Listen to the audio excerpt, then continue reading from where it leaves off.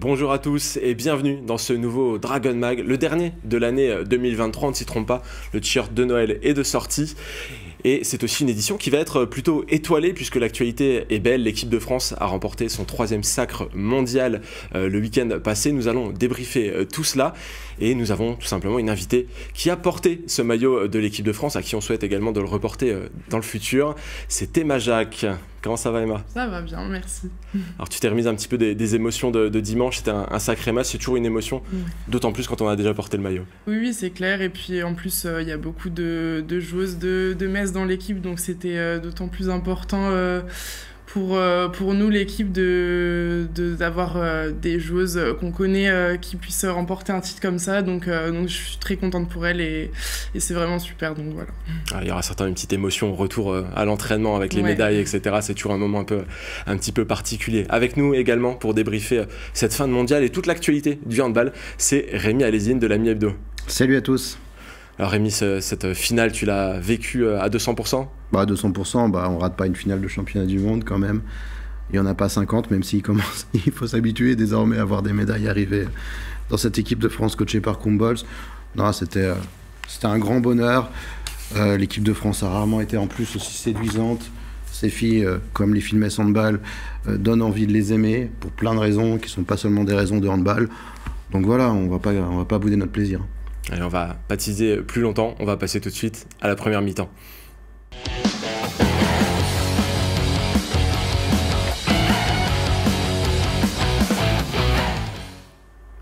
Alors revenons sur les derniers événements, on fait un petit peu de rembobinage, on revient à ce match de demi-finale entre le Danemark et la Norvège, un match absolument dantesque qui s'est terminé en prolongation. On a bien cru que le Danemark allait réussir à éliminer le champion en titre, Emma, et aller filer en finale, et finalement c'est dans les derniers instants que ça s'est décidé. Oui, surtout qu'elle menait quasiment tout le match et de beaucoup, je crois 5 ou 6 buts même en première. Donc moi je pensais qu'elles allaient le faire, mais finalement oui, sur la fin la Norvège a réussi à venir et je pense au pire moment pour le Danemark. Et en plus avec une Reichstadt qui a marqué 15 buts sur 17 je crois, c'était un peu compliqué de l'arrêter. Et ce dernier but à la dernière seconde, je pense qu'il fait très très mal et c'est vraiment dommage pour le Danemark et d'autant plus pour les Danoises qu'on connaît. J'avais aussi envie pour elles qu'elles puissent aller en finale, mais au moins elles ont pu avoir cette belle médaille de bronze et qui est déjà bien pour elles, et la place au jeu aussi surtout. Effectivement. Alors Rémi, on a cité son nom, Ini Reichstadt, c'est une diablesse, elle a été instoppable sur ce match final. Sur ce match-là, mais comment tu peux être aussi fort dans un match de aussi grand niveau, être décisif pendant tout le match, prendre la responsabilité du tir le plus important et le mettre au fond? Non, on est sur une joueuse hors norme. C'est peut-être la meilleure joueuse actuellement. Elle l'a pas montré simplement sur ce championnat du monde. Alors, on peut débattre, peut-être qu'on le fera plus tard dans l'émission, sur le titre de MVP de la compétition. Bon, peut-être qu'il faut que ce soit attribué à une gagnante de la médaille d'or. Mais en tout cas, semaine après semaine, même en Ligue des Champions, on est messin, on va dire que nous, on pense que c'est Christine Jorgensen, la meilleure joueuse de Ligue des Champions actuellement, mais voilà, on peut dire que c'est Reichstadt aussi. Actuellement, c'est une des meilleures joueuses de la planète. Et fort heureusement, elle n'a pas planté 16 buts ou 15 buts en finale. Effectivement, elle a essayé. elle a essayé, mais ça n'a pas marché de la même manière. Et elle n'est pas toute seule dans cette équipe de Norvège, donc ce qui fait que c'est d'autant plus redoutable cette performance en finale. On va en reparler, on va rester quelques secondes sur la demi-finale. Il y a du côté français, dans l'émission de vendredi dernier, on avait dit que ça allait peut-être être un match un peu piégeux face à la Suède, une équipe qui défendait bien, concédait peu de fautes, avait beaucoup de taux d'arrêt. Finalement, l'équipe de France, Rémi, ne s'est pas laissé faire. Non, finalement, c'est vrai qu'il est normal de dire qu'il y a un danger quand tu affrontes la Suède. Mais après la compétition, c'est plus facile de dire ça. En ce moment, il y a 3 nations qui dominent le handball international. C'est le Danemark, c'est la Norvège et c'est l'équipe de France. L'équipe de Suède a des bonnes individualités. Carlson a tenté de surnager un petit peu dans ce match contre l'équipe de France, mais c'est la seule qui a réussi à tirer son épingle du jeu. Ceci parce que l'équipe de France a largement fait le taf. Mais au final, il était logique, au vu de cette compétition, au vu des dernières compétitions, que l'équipe de France domine la Suède. Le faire à ce point, c'est d'autant plus remarquable. Mais moi, le constat que j'en ai tiré, c'est que, comme prévu, il y a 3 grandes nations. Et dans ces 3 grandes nations, pour le moment, elle peut encore progresser, mais cette équipe de Suède n'est pas encore invitée. Emma, Hagman, Robert, Carlson, sur le papier, bon, on se dit c'est difficile à bloquer. Là, l'équipe de France a vraiment verrouillé. Ça a été une des forces aussi de l'équipe de France pendant tout le championnat. C'est une défense particulièrement solide finalement. Oui, et puis je pensais aussi que ça allait être un match un peu plus accroché, mais c'est vrai que déjà la Suède a eu du mal à rentrer dans le match et la France a pris tout de suite le dessus sur l'équipe de Suède, donc ça a été un peu impossible pour elle avec la force de la France en défense de revenir dans ce match, donc elles ont vite fait le travail qu'il fallait pour bien rentrer dans le match et ensuite être plus sereine, même sur la deuxième mi-temps où c'était encore plus simple pour elles, quoi. Alors pour clore cette partie sur les demi-finales, eh bien, une partie des supporters messins se sont rassemblés pour les vivre et pour vibrer ensemble. Ils étaient au Green Dogs Beer. Julie Druot est allée voir pour nous comment ça se passait pour eux.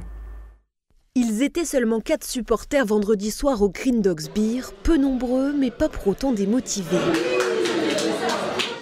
Réjeanne a rejoint les fans de Metz depuis que sa fille s'est mise au handball. À chaque match, elle veut porter le même maillot que les joueuses, mais se rend compte qu'elle arbore systématiquement la mauvaise couleur. Alors avant le coup d'envoi, elle part en vitesse dans son véhicule pour se changer. Donc, je me rends compte qu'elle joue en blanc, donc je vais chercher le maillot blanc. Et à chaque match du championnat, je me suis fait avoir sur le début du match. Donc on va dire que ça va porter bonheur. Un rituel qui portera chance aux Françaises, 19-10 à la mi-temps pour nos tricolores, une entame de match réussie. Super première mi-temps, défense parfaite, quelques belles combinaisons devant, non vraiment, puis Laura Glauser au top comme d'habitude, quoi. Voilà. Une Messine, dragonne un jour, dragonne toujours de toute façon. Donc, Un début de match qui a été vraiment favorable à l'équipe de France. On sent que l'équipe de Suède commence vraiment à rentrer dans le match maintenant. On a hâte de la deuxième mi-temps et de voir le jeu qu'elle va proposer. Je continue à me planter de maillot au début du match et ça porte bonheur. Voilà. Puis une deuxième partie de match, véritable récital de handball, même pas de suspense. Les Bleus sont en finale et les supporters bleus et jaunes seront plus nombreux pour les encourager, mais toujours avec la même ferveur.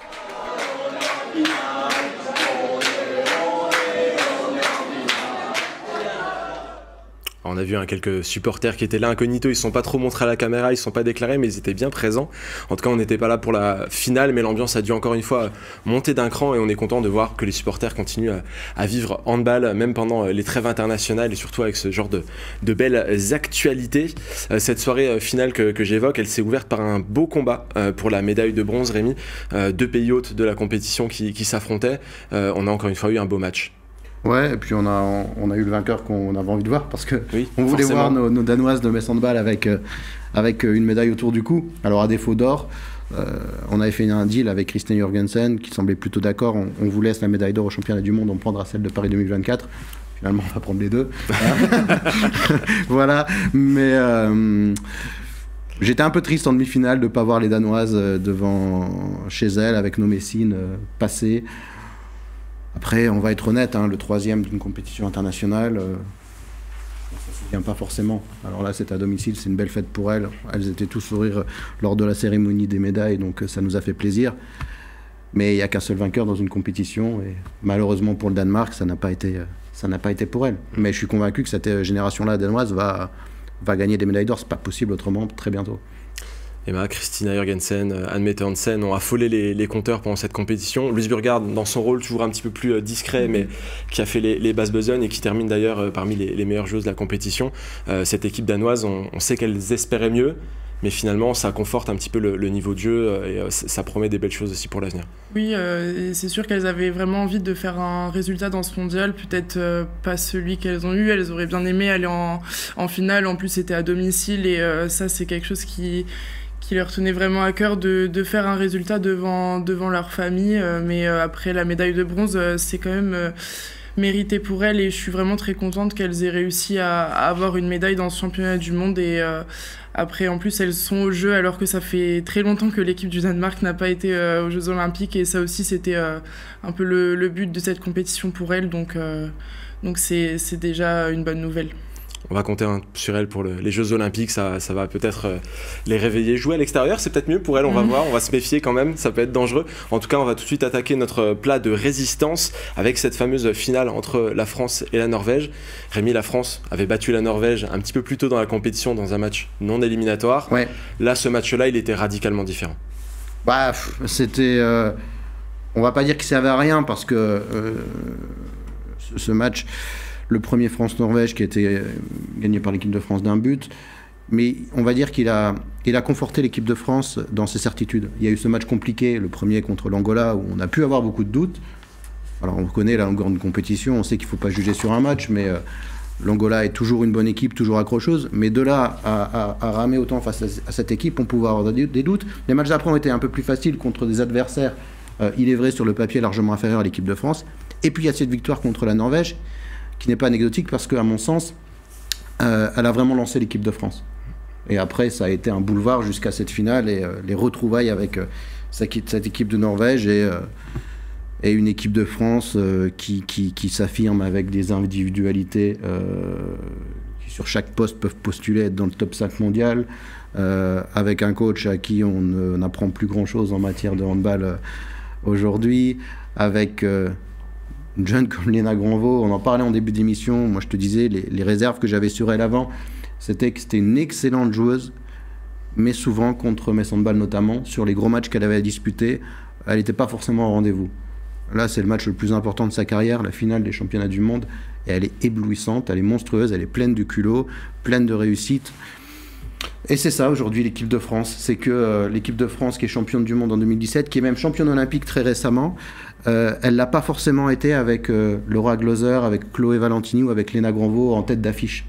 Et là, ce sont ces trois joueuses, quasiment, il y a Estelle Nzeminko, il y en a plein d'autres, mais ces trois joueuses-là ont tiré leur épingle du jeu, alors qu'elles n'étaient pas forcément elles étaient peut-être un peu plus expérimentées il y a quelques années. Et la force de cette équipe de France, c'est ça. C'est que tu as un collectif, tu n'as pas une Anna Gross qui va prendre tous les ballons comme l'équipe de Slovénie, qui va peut-être un jour te mettre 16 buts et tu peux battre n'importe qui avec cette joueuse. Mais l'équipe de France, c'est un peu ce que tu retrouves à Metz Handball au final. Tu as des très grosses individualités, mais tu as surtout un collectif qui te permet de faire venir le danger de partout. On a vu lors de cette finale. Voilà, c'est la victoire d'une équipe. C'est banal de dire ça en sport collectif, mais souvent, tu as une individualité très, très, très forte. En France, tu en as plein. Et sur chaque match, ça peut être une joueuse différente. Tu as cité Léna Granvaux. Est-ce que tu penses qu'avec cette finale particulièrement réussie, même cette deuxième mi-temps particulièrement réussie, elle a verrouillé son sésame pour les Jeux Olympiques déjà ? On connaît trop Olivier Krumbolz pour savoir que il faut mériter une compétition. En tout cas, elle a fait plus que le taf dans cette compétition-là.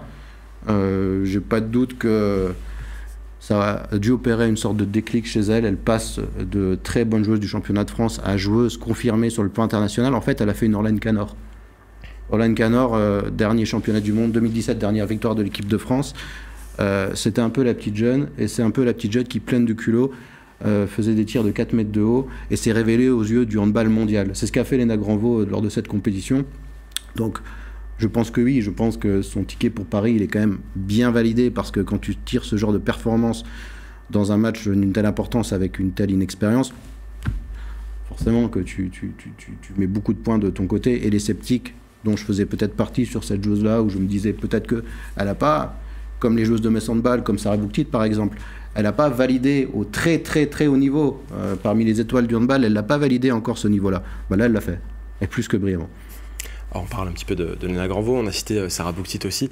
Emma, il y avait beaucoup de Messines ou d'anciennes Messines, des joueuses que tu connais très bien. Est-ce qu'il y a des performances, toi, qui t'ont un petit peu ébloui, ou des joueuses où tu te dis, ah ça y est, elles y sont, quoi?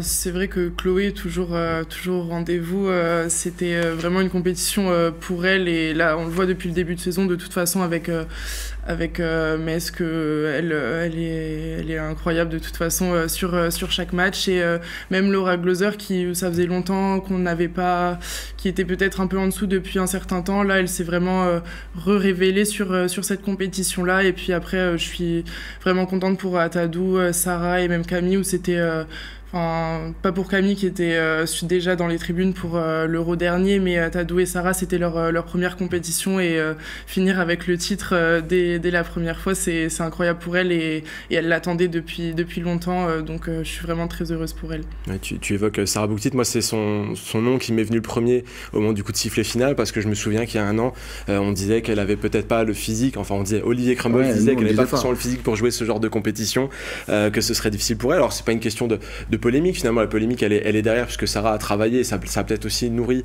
son envie de faire mieux.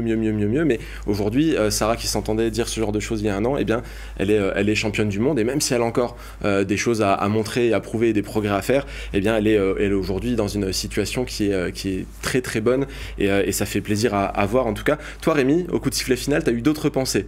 Si on se fie à ton Twitter, j'en ai eu plein. Si on se fie à ton Twitter, tu as d'abord pensé à Olivier Crumbles dans les rues de Sichazel avec la flamme olympique. Là, c'est incontournable. On va attendre encore quelques mois, ce sera au mois de juin. Et ta deuxième pensée, et ça c'est pas vraiment une surprise pour ceux qui nous suivent régulièrement, c'était pour Amandine Leno, que tu qualifies tout simplement d'une des plus merveilleuses athlètes de l'histoire du sport français. Oui, je pense réellement, c'est une championne magnifique, c'est une femme magnifique, c'est une athlète formidable. Et ce n'est pas un hasard si aujourd'hui les gardiennes de l'équipe de France sont à ce niveau-là. Amandine Leno fait partie du staff de l'équipe de France. Au-delà de ça, c'est une boutade, mais moi, je suis très content pour elle et je suis certaine qu'elle fait un travail extraordinaire à cette responsabilité. Mais sur les gardiennes, je trouve que on a un vivier sur certains postes, sur plein de postes, mais Laura Gloser, moi je suis infiniment ému de l'avoir gagné ce championnat du monde. Parce que on avait oublié à quel point elle était forte. On avait oublié que à son prime, Laura Gloser, c'est une des meilleures gardiennes du monde. C'est incontestable. Elle a des qualités monstrueuses. Tu parles d'Amandine Leno, mais elle a été un peu la fille d'Amandine Leno. Quand Amandine Leno est partie, c'était elle, la jeune qui poussait à mettre son balle et qui a pris... C'est une histoire un peu de passation. Ouais, c'est une histoire de passation. Et... moi, j'adore aussi les qualités de Cléopâtre Darleux, c'est une athlète formidable, mais son absence aujourd'hui a permis de montrer qu'elle n'était pas forcément indispensable, parce que derrière, il y a des handballeuses qui sont peut-être moins visibles, moins charismatiques, qui font moins partie de cette histoire récente de l'équipe de France pour plein de raisons, et c'est souvent des raisons indépendantes de la volonté de Laura Gloser, qui peuvent prendre le relais. Pour moi, Laura Gloser à son prime, Cléopâtre Darleux à son prime, je suis pas sûr de mettre Cléopâtre Darleux dans les buts de l'équipe de France. Pour Paris 2024, il y aura un gros combat en tout cas à ce poste-là. Il y a Atedou Sako aussi qui pousse derrière, il y a Camille Depuisé, elle est pas loin non plus. Donc il y a quand même un énorme vivier de gardiens internationaux et je suis très content qu'enfin Laura Gloser prenne de l'épaisseur et prenne la plus belle médaille dans cette équipe de France. Emma, on va encore une fois enclencher un petit peu la machine à remonter le temps, et on va revenir en 2003. C'est le premier sacre mondial de l'équipe de France. Sur le terrain, il y avait ta maman, Mélinda. Sur le banc, Olivier Crumbles. Déjà, qu'est-ce que ça t'évoque, cette longévité d'Olivier Crumbles ? C'est vrai que c'est fou parce qu'il était déjà là. J'avais seulement 2 ans, ma mère était sur les terrains avec lui et il est encore là maintenant à remporter un 3e titre mondial et il va encore faire les jeux l'été prochain. Donc c'est fou, je suis pas sûre que ça existe quelque part ailleurs, un entraîneur qui est là depuis aussi longtemps. Donc, et en plus en faisant des résultats depuis presque 25 ans maintenant. Donc c'est incroyable. On lui souhaite de continuer encore un tout petit peu. On va pas arrêter de le dire, mais les Jeux Olympiques, là, ça arrive, on y tient. Rémi, quelle différence finalement entre cette équipe de 2003 et cette équipe de 2023 ? Il y a eu du chemin pour les équipes de France. Ouais, il y en a plein. Je pourrais parler 2 heures, donc faudrait me couper là-dessus. Mais on fera un grand format à l'occasion. La grande force d'Olivier Crumbles, c'est d'être un caméléon, parce que le handball de 2003 n'est pas le handball de 2023. On est sur un sport qui s'est athlétisé, qui s'est encore professionnalisé, même si les joueuses qui jouaient à l'époque étaient déjà très professionnelles. Mais l'équipe de France d'aujourd'hui, je l'ai dit tout à l'heure, à chaque poste, tu as une cadre mondiale, voilà, qui joue dans un des meilleurs clubs d'Europe, dont Metz Handball. En 2003, même si cette équipe avait déjà fait des résultats, il y avait une médaille d'argent, je crois, au Mondial de 99, et un bronze à l'Euro qui était juste avant celui de 2003, enfin, vous les remettrez dans l'ordre, mais qui était un peu annonciateur de ce qui avait eu passé, quelques bons résultats, mais dans cette équipe de France, tu avais des individualités, Valérie Nicolas dans les buts, Laïla Lejeune, mais peut-être pas aussi haut dans la hiérarchie mondiale de chaque poste. Tu avais une équipe qui a fait un super coup. La finale contre la Hongrie, elle est inoubliable, de par son scénario, de par l'ambiance, de par les joueuses qui composaient cette équipe de France. Mais derrière, tu n'as pas forcément pu capitaliser dessus en termes médiatiques. Derrière, tu n'as pas eu grand-chose. Et en termes sportifs, derrière, il y a eu quand même un certain creux dans les résultats de l'équipe de France. Là, c'est complètement différent.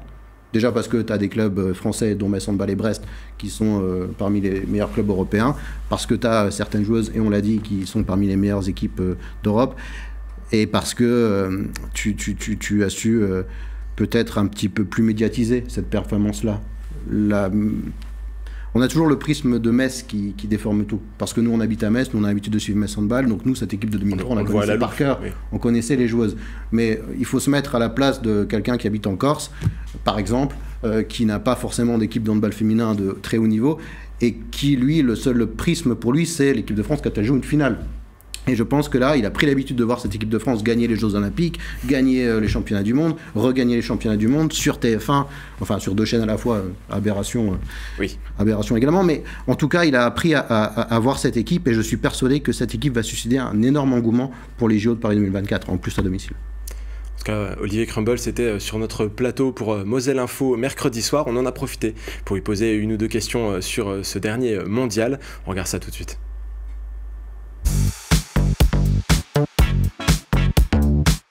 Ouais, on a bien bossé, on a changé, on n'a pas tout changé de fond en comble, mais on a précisé un certain nombre de choses, et puis je crois qu'on a réussi à convaincre définitivement toutes les joueuses qu'il fallait évoluer, qu'on portait trop la balle, que notre jeu était trop lent, trop souvent arrêté, et il fallait jouer beaucoup plus avec les ailières aussi, écarter le jeu, ce qui est assez...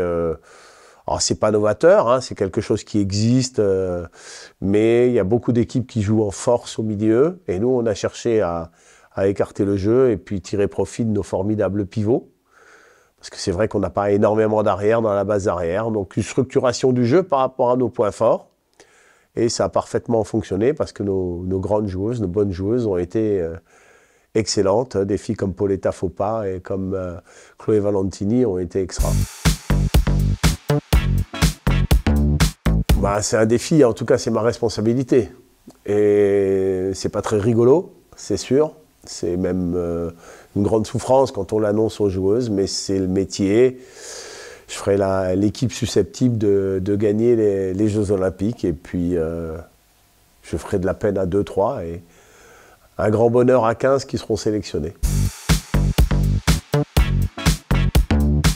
Oui, bien sûr, d'abord parce qu'on a élevé le niveau de l'équipe, parce qu'on a installé l'équipe de France dans les meilleures nations mondiales, qu'on a souvent fait le dernier carré, ce qui est important pour la fédération. Il y a tout lieu d'être fier, alors encore plus fier depuis mon retour en 2016, parce que là, les résultats sont tout à fait exceptionnels. Je suis fier aussi de l'image de l'équipe de France, qui est une image de battante, mais aussi de filles simples, humbles, correctes. En presque 25 ans de carrière, il n'y a jamais eu un problème en équipe de France de tenue, de correction. Donc, l'équipe de France, c'est une belle image du sport de haut niveau. Et donc Olivier Crumble, on le sait qu'il y a encore un défi à relever, ce seront les Jeux Olympiques Paris 2024, à qui on souhaite bien sûr la meilleure des réussites. On sera en tout cas derrière l'équipe de France, et on sera là aussi, Rémi, pour le voir passer assis chez elle avec la flamme dans la main. En tout cas... Et on ne peut pas la donner à quelqu'un d'autre, il est de là-bas, il a déjà été champion olympique, il va peut-être l'être à Paris 2024. Enfin, on espère que ta vision va se réaliser. Il faut lui donner, en tout cas je milite pour. Allez, c'est la fin de notre première partie d'émission. On revient dans quelques instants avec des sujets tout à fait différents. Ne quittez pas.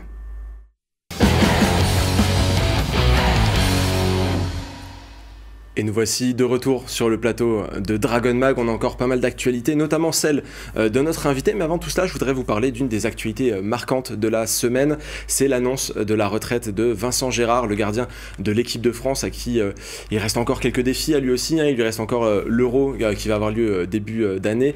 Et puis, effectivement, les JO auxquels il espère participer, être convié. Rémi, qu'est-ce que ça t'évoque, toi, cette retraite de Vincent Gérard, un gardien de but mosellan, multimédaillé? Ouais. Qui a réussi la prouesse d'exister à un poste juste après Thierry Omeyer, quand même.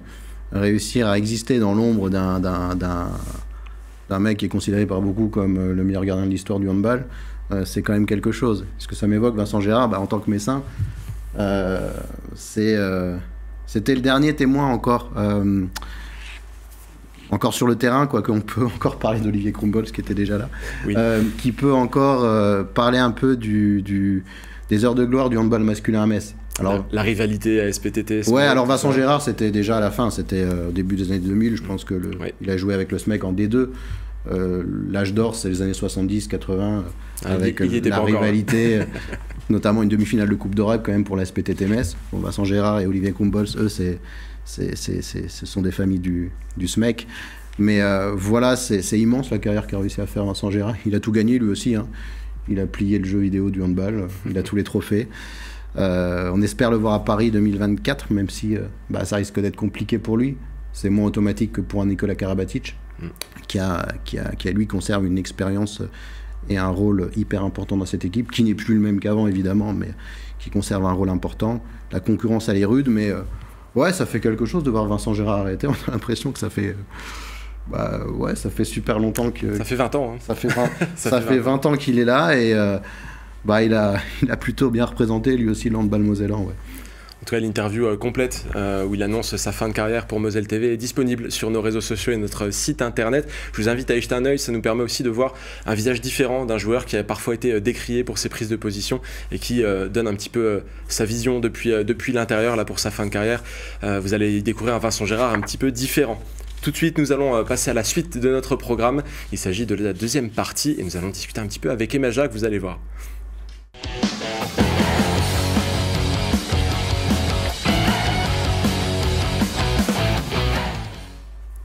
Alors Emma, cette deuxième partie qui prend des allures de conférence de presse, on change les habitudes, mais j'ai envie de revenir tout d'abord sur ton début de saison cette année avec Metz.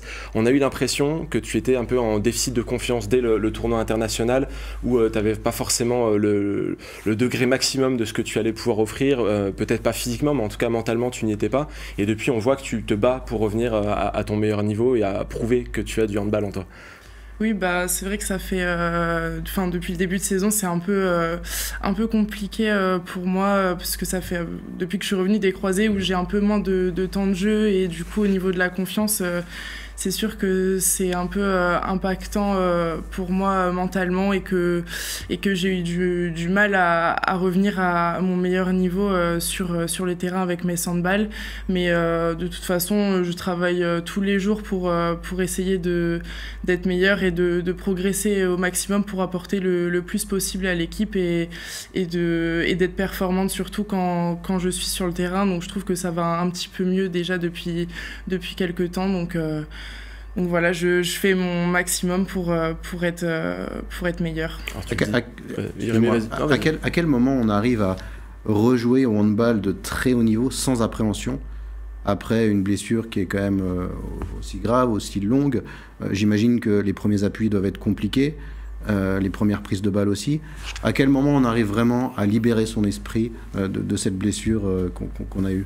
Moi, j'ai pas eu vraiment ce problème-là au niveau des matchs parce que je pense que quand on reprend les matchs, de toute façon, on est vraiment sereine à ce niveau-là parce que c'est pas la peine de reprendre si on a encore des doutes sur les genoux, qu'on a une appréhension, mais c'est avant ça quand on recommence les appuis ou les contacts vraiment à contre-un ou les entraînements individuels où il y a encore un peu d'appréhension, mais finalement dès que j'ai repris les entraînements collectifs avec l'équipe où les matchs étaient j'avais plus d'appréhension ou de peur, c'était plus au niveau de la confiance dans le jeu et au niveau de ce que je pouvais proposer si j'allais être performante ou pas.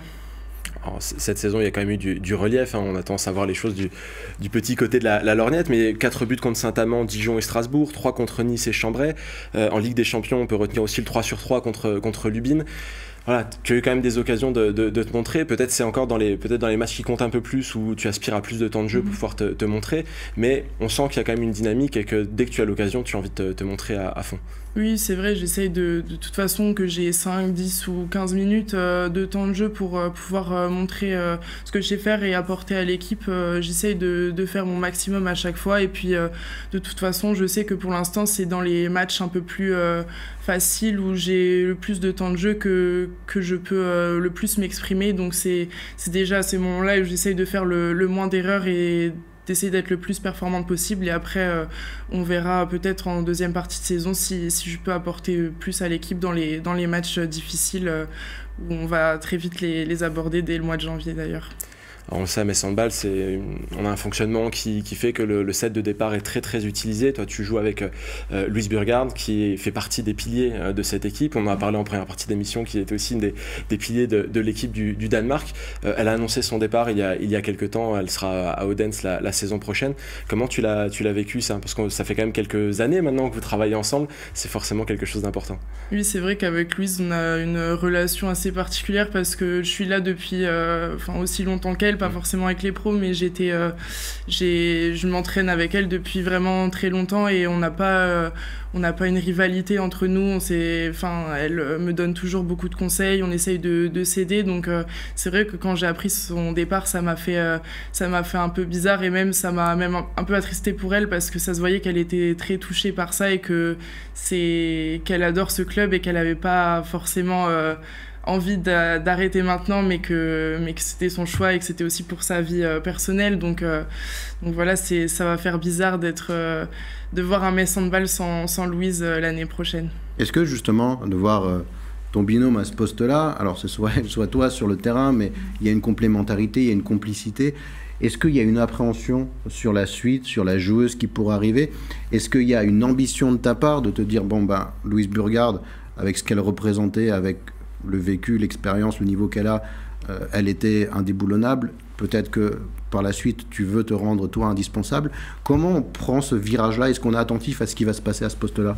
Oui, c'est sûr que pour moi, ça va être totalement différent l'année prochaine et de toute façon, ça va être le moment pour moi de toute façon dans cette deuxième partie de saison de montrer ce que je sais faire aussi pour pouvoir peut-être prendre la place que Louise avait dans l'équipe dès l'année prochaine. Et puis c'est sûr qu'on est de toute façon très attentive à n'importe quel poste, de savoir qui remplacera les départs et de savoir avec qui on travaillera aussi l'année prochaine, parce que c'est quelque chose de très important vu qu'on s'entraîne tout le temps ensemble, on se voit quasiment tous les jours, donc c'est important de savoir et d'être concentré là-dessus aussi.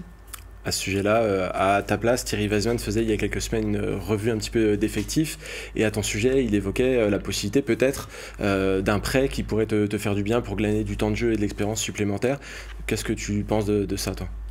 C'est vrai que moi j'ai commencé à me poser des questions à ce sujet-là, surtout à cause de mon début de saison un peu difficile où j'avais peu de temps de jeu, et je me suis dit est-ce que ce serait pas positif je pense que dans tous les cas, si je pars en prêt, ce sera positif pour moi je pourrais avoir du temps de jeu ailleurs et de surtout prendre de la confiance en moi à ce niveau-là, mais pour l'instant rien n'est fait à ce niveau-là et on verra bien ce qui va se passer par la suite.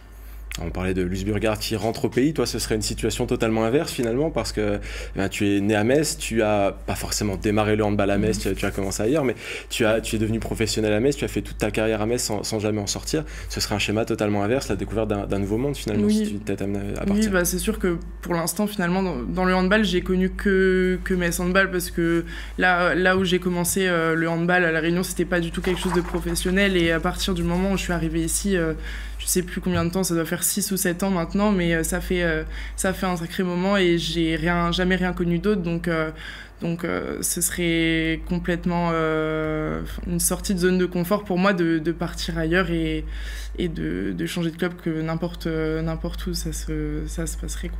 En tout cas, on peut pas te blâmer d'avoir connu que le plus haut niveau finalement. Donc... Ouais, parce que c'est ça qui est difficile aussi, c'est de revenir de blessure et de t'imposer de nouveau dans une équipe qui joue les premiers rôles européens. C'est peut-être ingrat parfois de jouer à Metz Handball, parce qu'il est certain que le niveau là, tu l'as déjà atteint avant ta blessure. Donc le niveau international, tu as joué en équipe de France, tu as les qualités pour l'avoir. Mais physiquement, revenir directement et affronter une fois sur deux des équipes comme Eschberg, comme Vipers, faites la liste que vous voulez, dans l'ordre que vous voulez, il est peut-être plus facile de se réintégrer dans une équipe effectivement où il y a moins de matchs de très très haut niveau qu'à Metz Handball.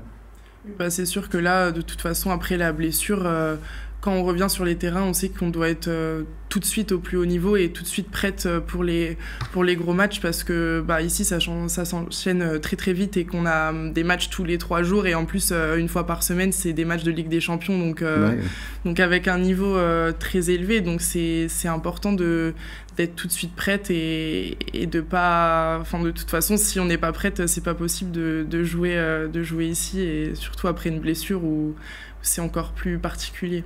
Justement, pour être prête, la trêve a un petit peu servi à ça aussi, avec des entraînements très spécifiques.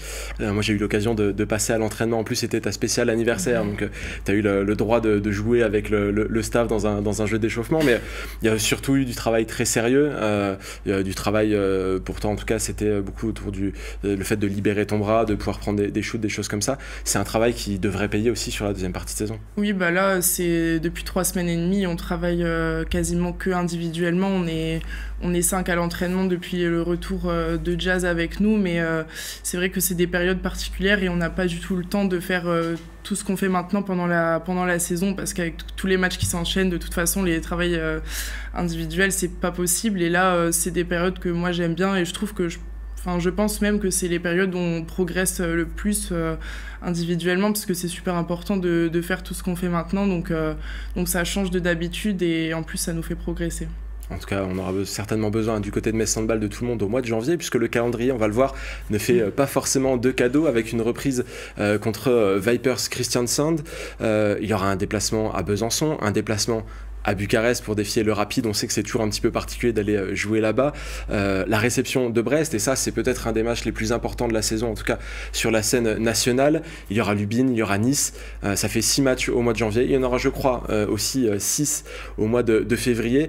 Ça va repartir très vite. On pense aux joueuses qui ont effectué le mondial. Ça va forcément être un enchaînement compliqué. Il y aura besoin aussi des joueuses qui sont restées à la maison et qui se sont tenues prêtes. Bien, là, on a une semaine de vacances pour Noël et après on repart directement. Après le 27 décembre, on repart sur l'entraînement collectif tout ensemble et ça va être important d'être prête tout de suite, parce qu'avec le Vipers comme premier match en janvier, ça va être tout de suite assez difficile, mais ça va être important de marquer des points sur tous les matchs là, comme le Rapid et Vipers, pour garder la petite avance qu'on a sur les autres équipes en Ligue des Champions. Et puis, comme vous l'avez dit, Brest, ça va être, je pense, l'un des matchs les plus importants de la saison en championnat, parce qu'on est les 2 équipes invaincues du championnat et que ça va être le moment de marquer des points. Donc voilà, gros mois de janvier pour nous. Rémi, ce calendrier, qu'est-ce qui t'évoque ? Tous les mois de janvier, c'est le même système. Moi, j'ai le souvenir qu'on a eu des confrontations contre Brest, c'était juste après le 31 décembre. On a eu des... Faut bien digérer quand même. On va attendre un petit peu, mais le rendez-vous avec un Vipers qui a plus trop le droit à l'erreur quand même dans cette Ligue des Champions, parce que ça commencerait à devenir un petit peu dangereux pour elle. La finale du championnat quasiment contre Brest. Un rendez-vous, peut-être le déplacement où l'ambiance est la plus périlleuse sur le Rapide. Non, ça fait pas peur, parce que c'est excitant et avec l'expérience de Metz Handball, maintenant on sait que la machine, je n'aime pas dire machine quand on parle de joueuse, mais la machine est huilée pour être prête à ce moment-là de la saison. Voilà, il n'y a plus de surprise aujourd'hui. On sait qu'il y a des périodes plus denses que d'autres, que le mois de novembre est compliqué, que le mois de janvier est capital, et que tout se joue en avril-mai. Voilà, on va faire comme d'habitude à Metz Handball, c'est-à-dire qu'on va enchaîner les déplacements, on va tenter d'enchaîner les grandes performances et on va tenter de ne pas être catastrophé au moindre faux pas, parce que ça peut arriver forcément dans un mois aussi dense d'avoir un match qui se passe un petit peu moins bien que prévu. S'il faut prioriser, je pense que le championnat risque de se jouer le 17 janvier déjà, aujourd'hui. Donc le match contre Brest, il va être vraiment capital. Allez, il nous reste encore un tout petit peu de temps avant le 17 janvier, mais plus tellement de temps dans cette émission. Je vous propose de passer immédiatement à notre conférence de presse.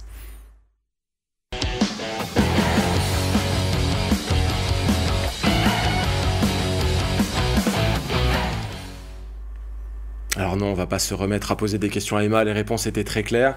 On va pas inverser les rôles et poser des questions à Rémi non plus. On va garder ça pour une autre occasion. Non, je suis allé à la rencontre de Mia Brkić, la pivot croate qui jouait justement au mondial il y a encore quelques jours. Elle s'est confiée notamment sur son parcours avec l'équipe nationale, mais aussi sur sa saison avec Metz Handball. Je vous propose un extrait. Great. Mia, merci d'avoir pris quelques minutes avec moi pour cette interview. Tu reviens des championnats du monde où tu représentais la Croatie. Comment ça s'est passé pour toi? Yes, first of all, thank you for coming here. And I came back from World Championship. with not the best last game, but it was quite an experience. It was incredible, really. Tu as dû être fier, porter le maillot de ton pays sur quelque part une des plus grandes compétitions du monde. Yes, it's a unique feeling. It's like there is nothing to compare with it. When I was on the terrain, it was incredible feeling. It was like chills, and I would like everybody to experience that one time. C'est pas la première fois que tu joues avec l'équipe croate. Tu as joué en moins de 17 ans, en moins de 19 ans. C'est la continuité. Tu as la confiance aussi des sélectionneurs. Yes, it's not the first time, but it's the first time on the big scene, yeah. And it was a wonderful. On the younger teams, it was like, let's say, me who was the key player. Now I'm the youngest, and I'm new. I have to adjust, so it's again new experience, which I like. How did it feel to be on court and unleash your arm and First few minutes it was against China. First few minutes I was like stressed. My hand was like stiff and everything. And after first goal I was like, okay, I know this. It's handball. It's easy. And then I got relaxed and everything. After it was good. It was cool. On a le sentiment que la Croatie devrait avoir un meilleur classement. Vous avez terminé à la 14e place. Finalement, c'est pas exactement ce que vous espériez. Comment est-ce que tu te sens par rapport à ça? Yes, I agree. I mean, first game we played the tie. The result wasn't what we expected, and maybe that point was what we needed. But I think the last game, which we were in front the whole game, 50 minutes beforehand, we were +6.